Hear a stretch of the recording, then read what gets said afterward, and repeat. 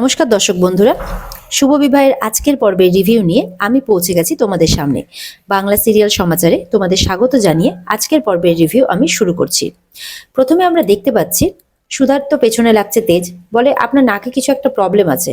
সুধা বলে তাই কই, বলে নাকটা একটু বেঁকা, আসলে আপনার হয়তো রাগটা সবসময় নাকে চড়ে থাকে, তো তাই বোধহয় ওটা সরিয়ে দিলে ঠিক হয়ে যাবে। তখন সুধা তো তেজকে যখন রেগে মারতে যাবে তখন বলে ড্রাইভার আছে কিন্তু এমন কিছু করবেন না। তখন দুজন মিলে হাসাহাসি করতে থাকে। এদিকে তো সুধার ফোনে সেই ম্যাডামের ফোন আসে, যে ইভেন্টের দায়িত্ব সুধা পেয়েছে।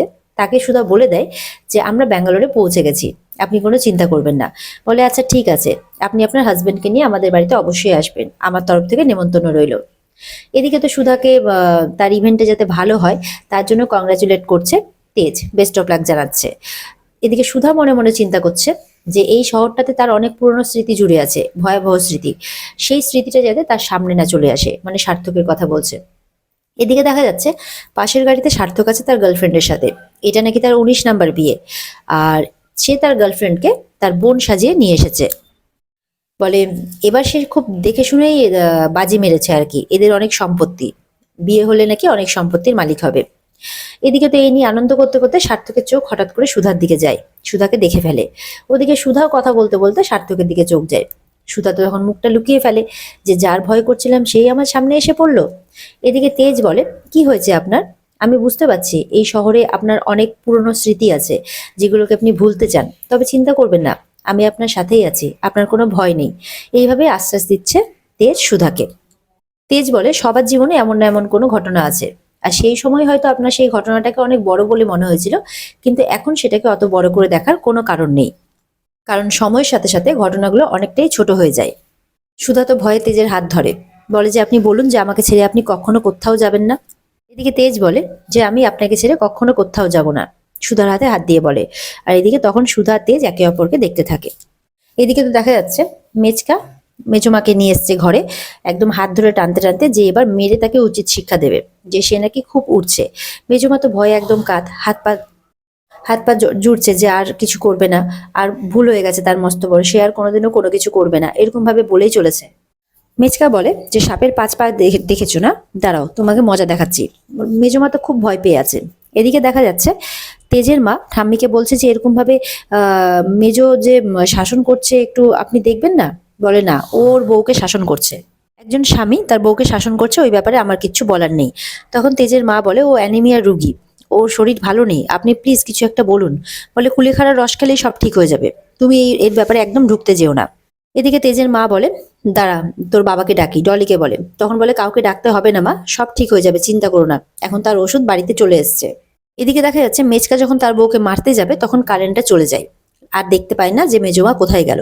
বলে কোথায় গেলে, কি ভাবছো আমার হাত থেকে পার পেয়ে বেঁচে যাবে?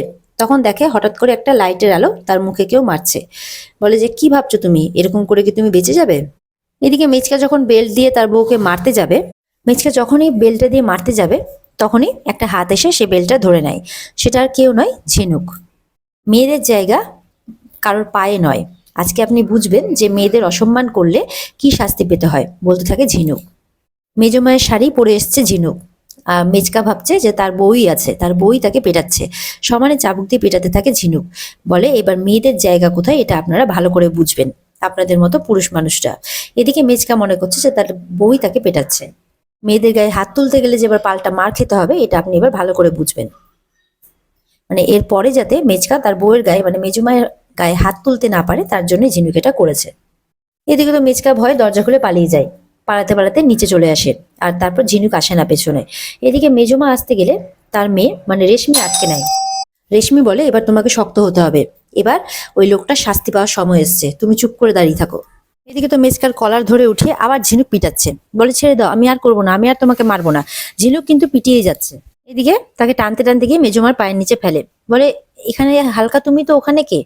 তখন বলে ছেড়ে দাও, আমি আর তোমাকে মারবো না, ছেড়ে দাও। এই করতে করতে ভয়ে অজ্ঞান হয়ে যায় মেচকা। এদিকে মেচকা মেজমা তো কাঁদতে থাকে যে আমি কখনো চাইনি যে ওনার এরকম হোক। রেশমি বলে আমি জানি মা, আমি জানি যে তুমি কখনো চাওনি, কিন্তু ওনারই শাস্তি পাওয়াটা দরকার ছিল। এতদিন তুমি মুখ বুজে সবকিছু সহ্য করে গেছো, তাই তুমি চিন্তা করো না। এদিকে ঝিনুকও আসে, ঝিনুক তার শাশুড়ি মাকে জড়িয়ে ধরে বোঝাতে থাকে যে কিচ্ছু হবে না। তারপর সমুদ্রও আসে। সমুদ্র বলে সহ্যের বাঁধ ভাঙে মা, এখন বসু মল্লিক পরিবারের মেয়ে বউদের মাথা উঁচু করে বাঁচার দিন চলে এসেছে, তুমি চিন্তা করো না। এদিকে তো সুধা সেই বাড়িতে চলে আসে, সেখানে সুধাদের থাকার ব্যবস্থা করা হয়েছে। মহিলা, ওই ভদ্রমহিলা তার মেয়ের সাথেও আলাপ করিয়ে দেয় সুধার। এদিকে তো তেজও চলে আসে, আর তেজ সঙ্গে করে বিজিত আর কেয়াকেও নিয়ে আসে, বলে এবার আপনার কাজেও কোনো অসুবিধা হবে না। তাদেরকে দেখে তো সুধা খুব খুশি হয়ে যায়, বলে তোরা এখানে। এদিকে সুধা তো মেয়েটিকে বলে যে এবার তোমার কোনো চিন্তা নেই, আমার বন্ধুরাও চলে এসেছে, এবার তোমার বিয়েটা তোমার মনের মতোই হবে। কারণ মেয়েটি বলছিল যে এত অল্প সময়ে কি তুমি অ্যারেঞ্জ করতে পারবে, সেই জন্যই সুধা কথাটা বললো। এটা শুনে তো তারা খুব খুশি হয়। এদিকে তো সুধা তাদেরকে নিয়ে কাজ শুরু করে দেয়। এদিকে তেজ কোনো একটা কাজে বেরোবে, তার অফিসের কাজে। সুধা বলে আপনার আসতে দেরি হবে, বলে না দেরি হবে না, আমি তাড়াতাড়ি কাজ সেরেই চলে আসবো। এদিকে দেখা যাচ্ছে সার্থকও সেই বাড়িতে চলে এসেছে। সার্থককে দেখে তার শাশুড়ি বলে যে চলো এবার আমাদের ওয়েডিং প্ল্যানারের সাথে তোমাকে দেখা করিয়ে দিই, ওয়েডিং প্ল্যানারের সাথে। তখন সার্থক বলে আচ্ছা ঠিক আছে চলুন। এদিকে তো মেচকা ব্যথাতে ছটপট করছে। ঠাম্মি বলে মেজো খোকা, তোমার এই অবস্থা কে করলো? এদিকে তো মেজমাকে দেখে একদম ভয় পালাচ্ছে মেচকা। এটা দেখে তো তেজের মা মুচকি মুচকি হাসছে, আর রেশমিরাও হাসছে, কারণ তারা তো জানে ব্যাপারটা কি ঘটেছে। ঝিনুক আসে, বলে দেখি শ্বশুরমশাই আপনার কোথায় লেগেছে, আমি একটু আইস প্যাকটা দিয়ে দিই, আমাকেও সেবা করার একটা সুযোগ দিন আপনি। তখন আইস প্যাক দিতে থাকে মেজো খোকাকে, মেচকাকে আর কি। এদিকে তো ঠাম্মি মেচকাকে প্রশ্ন করছে যে কি হলো মেজো খোকা? বলে এবার মাকে আমি কি করে বলবো যে বউয়ের হাতে কালকে মার খেয়েছি? ভাবতে থাকে মেজো খোকা। মেজো বৌমা তুমি বলো তো ওর এই অবস্থা হলো কি করে? বলে না না মা, ওর কোনো দোষ নেই, ও কিছু করেনি। তেজের মা তো কথা শুনে অবাক, বলে যে আমি আসলে সিঁড়ি থেকে নামতে গিয়ে ওই হালকা একটু পড়ে গেছিলাম আর কি। ঠাম্মি বলে আমি তো মেজো বৌমাকে দোষ দিইনি, আমি জিজ্ঞেস করেছি মাত্র। মানে মেচকা এমনই ভয় পেয়ে আছে যে মেজমার ব্যাপারে কাউকে কোনো কথাও বলতে দেবে না আর কি, কারণ যদি ওই সুযোগে মেজমা আবার তাকে মারে সেই জন্যে। ঝিনুক মনে মনে বলে যে শ্বশুরমশাইয়ের এমন দোষ পড়েছে যে শাশুমায়ের দোষ আর কোনোদিনও দেখতেই পাবে না। রেশমি বলে এতদিনে বাবা উচিত শিক্ষা পেয়েছে। চিরকুট বলে কই কালকে তো লোডশেডিং হয়নি, মেচকাকে দেখে মনে হচ্ছে কালকে কেউ আচ্ছাসে ধোলাই দিয়েছে। তখন তেজের মা বলে আহ চিরকুট চুপ কর, অনেক হয়েছে। ঝিনুক বলে শ্বশুরমশাইয়ের নেশাটা বোধহয় একটু বেশিই হয়ে গেছে। তখন ঠাম্মি বলে কি বলছো তুমি এসব, আমাদের বাড়ির ছেলেরা নেশা ভান করে না। ঝিনুক বলে তাই নাকি, আচ্ছা আপনি এক্ষুনি দাঁড়ান আমি আসছি। দিয়ে শ্বশুরমশাইকে আইস প্যাকটা ধরিয়ে যায়। তারপর একটা মদের বোতল নিয়ে চলে আসে ঝিনুক, আর ঠাম্মির সামনে ধরায় যে এটা কার ঠাম্মি? আপনি তো বললেন এই বাড়ির ছেলেরা নাকি এসব খায় না, কারণ নাকি সাহস নেই, তাহলে কি এটা আপনি? ঠাম্মি বলে মুখ সামলে কথা বলো, কি বলছো তুমি এসব? বাকিরা তো হাসতে থাকে ঝিনুকের কথা শুনে। ঝিনুক বলে কেউ তো লুকিয়ে নেশাটা করছে বুঝলেন তো, আর শিলাদি না আমার শ্বশুরমশাইয়ের ঘরে এই বোতলটা খুঁজে পেয়েছে। তখন ঠাম্মি বলে ছি ছি মেজো খোকা ছি, তোমার এই অধঃপতন হয়েছে ছি, বলে চলে যায়। মেজো খোকা তো কি বলবে কি করবে আর বুঝে পায় না, তার পর্দা তো ফাঁস হয়ে যায়। এদিকে মেজমা যখন বলে আচ্ছা আপনি ঠিক আছেন তো, যেই মেজমার দিকে তাকায় ভয়ে আবার মেজো খোকা আর মেজকা আর কি সরে যায় যে হ্যাঁ হ্যাঁ, ঠিক আছে ঠিক আছে। নিজের বাবা বলে যে আচ্ছা ওর ওরকম কেন অবস্থা, কাউকে দেখে মনে হচ্ছে ভয় পাচ্ছে। তেজের মা তখন বলে সবই আপনার বৌমার কামাল সুধার। তখন তেজের বাবা বলে আচ্ছা আচ্ছা সুধা তাহলে তার বোন ঝিনুককে ভালোই ট্রেনিং দিয়ে পাঠিয়েছে, বলো ভালোই হয়েছে, বলে হাসতে থাকে দুজনেই। ঝিনুক মনে মনে বলে দিদি আর জামাইবাবু শুনলাম ব্যাঙ্গালোরে গেছে, ওদিকে সব ঠিক আছে তো? চিন্তা করতে থাকে ঝিনুক, কারণ তার দিদির ব্যাঙ্গালুরুর সাথে অনেক খারাপ স্মৃতি জড়িয়ে আছে, সেই জন্যই ঝিনুক চিন্তা করছে। এদিকে তো সার্থক তার শ্বশুরবাড়িতে ঢুকতে যাবে কি তার ফোনে একটা ফোন আসে, ফোনটা রিসিভ করে কথা বলতে থাকে।